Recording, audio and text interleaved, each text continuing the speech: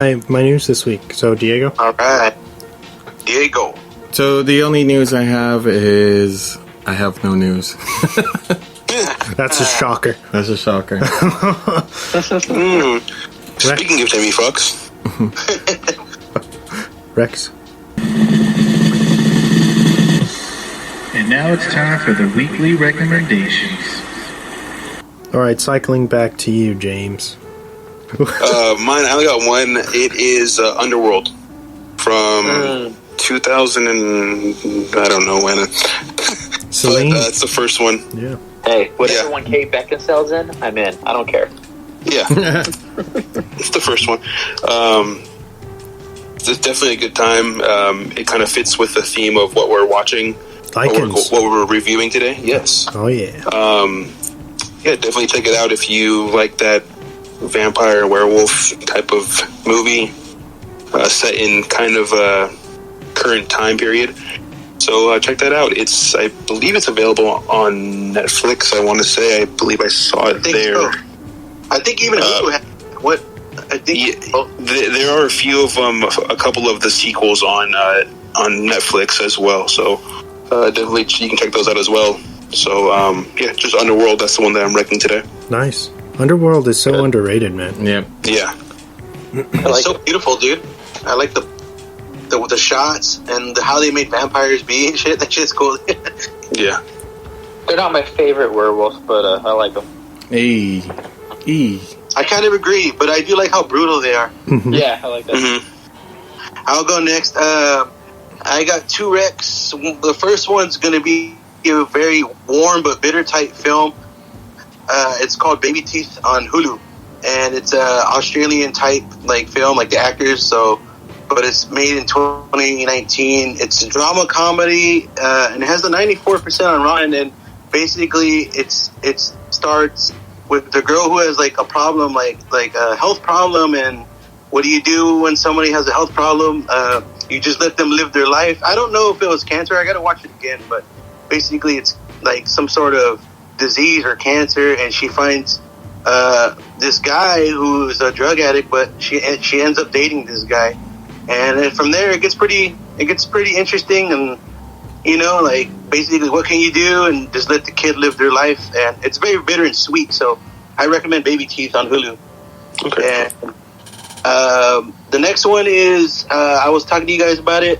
It was already I guess a topic for you guys. Is The Void from 2016, and I recommend this because this shit was awesome, dude. Like this is definitely up my alley. Like.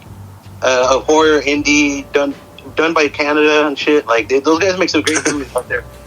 And that's my Rex. The Baby Teeth and The Void. The Void was awesome too. Yeah, The Void is full of it's heavy body horror, Lovecraftian, super gnarly practical effects. I have no idea how they pulled off a lot of that stuff. I love that movie. I think it's aging so well. If you haven't seen it yet, even if you're not a fan of horror, I would recommend dipping your toes into The Void. Yeah, it's very it might not be for you. You when I was watching it, I often found myself all right, I'm gonna look at my phone for a second. You know what I mean? I was getting kind of eeried out, dude, but that's what I like. It did its job, you know what I mean? It did what I think not many horror movies could do to me, and I was like, this is amazing. I hope they can make something else like that. And I can't believe it was in 2016. It looks so older. I don't know why. When I watched it. Yeah. But yeah. Some people are great at capturing. You can see their influences, and it bleeds through, and it's a huge, big example of people keeping the subgenres alive, essentially. You know what I mean? But yeah, that's my Rex. Baby Teeth and The Void. I'll pass it to, I guess, Wes. Oh, or is okay. it Chris? Yeah. I'll go. Yeah. Okay. Let's see. So kind of two to watch, before Halloween and the month over. One of them is the Dr. Sleep. Oh yeah. Yeah. watched it again, and I could watch that over and over again. Such a good one. The performance by Ewan McGregor is great if you're a fan of Stephen King, and if you're a fan of the original Shining, this was a perfect film. And then I recommended the show once before, but I'm rewatching it again, and it's What We Do in the Shadows. It's on Hulu, it's on FX, but Hulu has the 2 seasons. If you want, it's hilarious.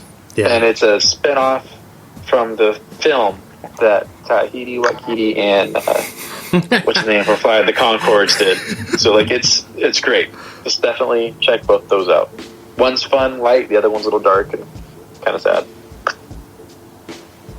Those are my 2. Oh, nice. Diego? I have one that comes in 3, and that's the Matrix trilogy that I just rewatched on, what was it, Thursday night after I watched our feature film that we're reviewing tonight. I love the Matrix trilogy. They are some of the most complex, and you have to sit down and really understand what's going on in movies. Yeah. And plus, you can never go wrong with Keanu Reeves. Boom. Yeah. All right, the Matrix trilogy.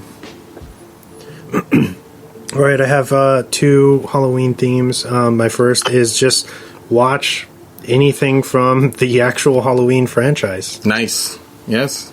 Because it's the week of Halloween. Can't go wrong with Mikey, in my opinion, in my humble opinion. The young Mike.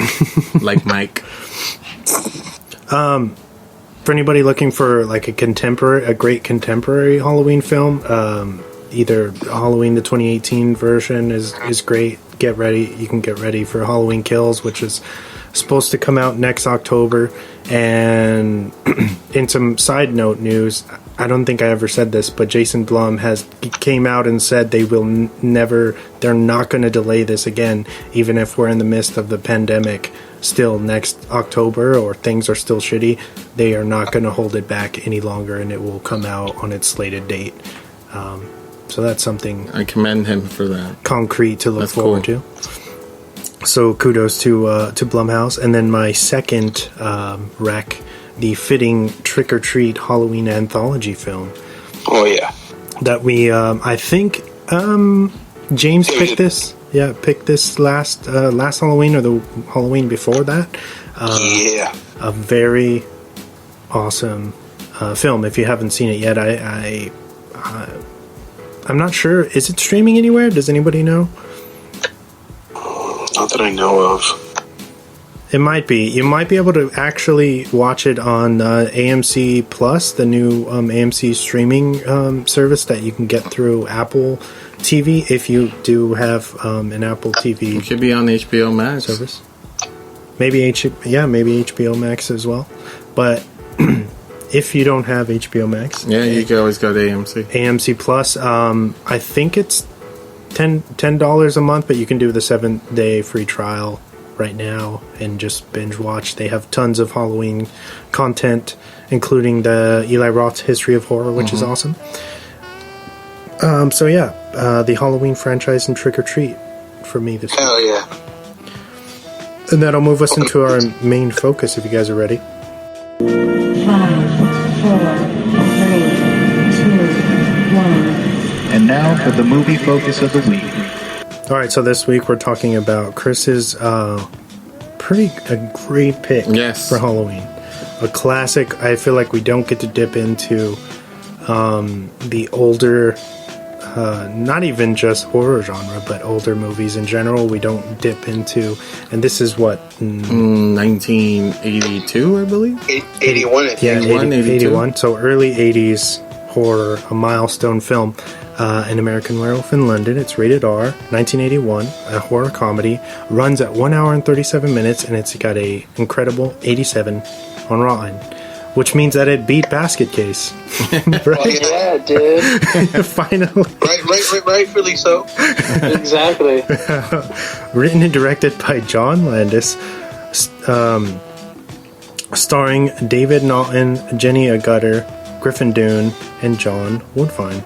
The film follows two American tourists who are viciously attacked by an unknown beast while in London, England. Writer-director John Landis had first penned this script in 1969, but due to its outlandish blending of both horror with comedy, most studio heads were too scared to get the ball rolling.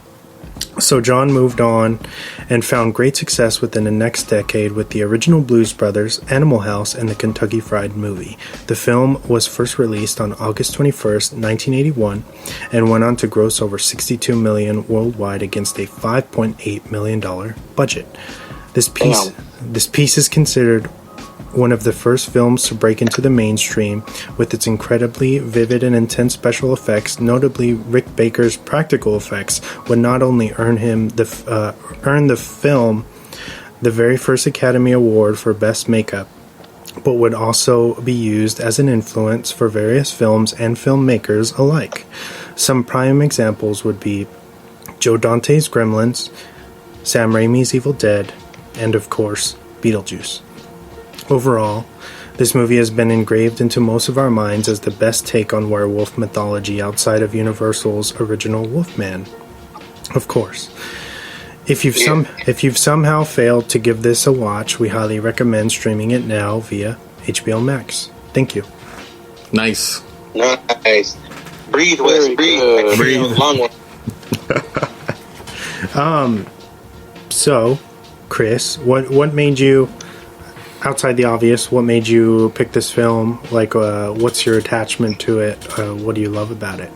So, this movie, I'm pretty sure it was the first, gory horror movie I've seen. And I saw it pretty early on. I know this is one of my mom's, favorite ones as well.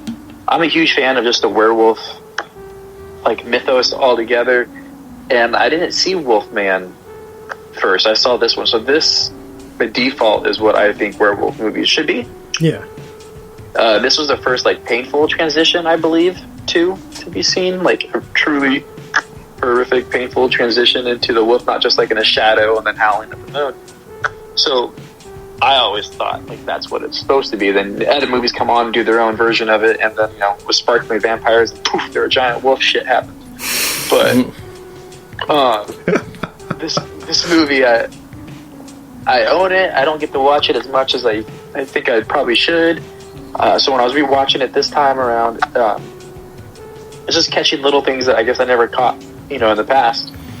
And I totally forgot, the scene where he's talking to his buddy, where he's just a puppet, but it's in a porn theater. Holy shit. It's don't remember that. And then when they actually show a little scene, hey, didn't I tell you? Oh, didn't tell you anything. Not you, her. And he's like, oh, sorry, wrong place. What's that?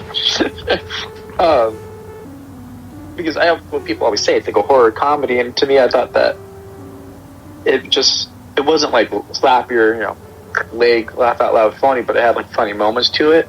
So I never really thought of it as comedies. It was terrifying that these people that you killed, or these ghosts of this lineage will haunt you, kind of follow you. So you're never away from them. So because I was such a huge fan of this movie, I had to go see the sequel, and that one's not nearly as good, but I love it, and I just think as a werewolf movie, or if you're a fan of any kind of werewolf mythos, this is one you have to see to know where it really came from. And so that's long story short, I like it. Yeah, it's definitely really good. Yeah. So, what do you guys think? Is this anybody's first time watching it? Honestly, yeah. I was gonna say it is my first time, and we shouldn't be afraid to say that. Well, I'll tell you why. Because I've seen scenes of this movie. I've seen scenes of this movie on YouTube and stuff like that, but I've never fully delved in it all the way because I already knew it was an A+ movie, and I was like, man, I could watch this anytime, and what better time to watch it and talk about it on a podcast, you know what I mean? So, that's why I already knew I was going to enjoy it. I liked it. I understand what you're saying.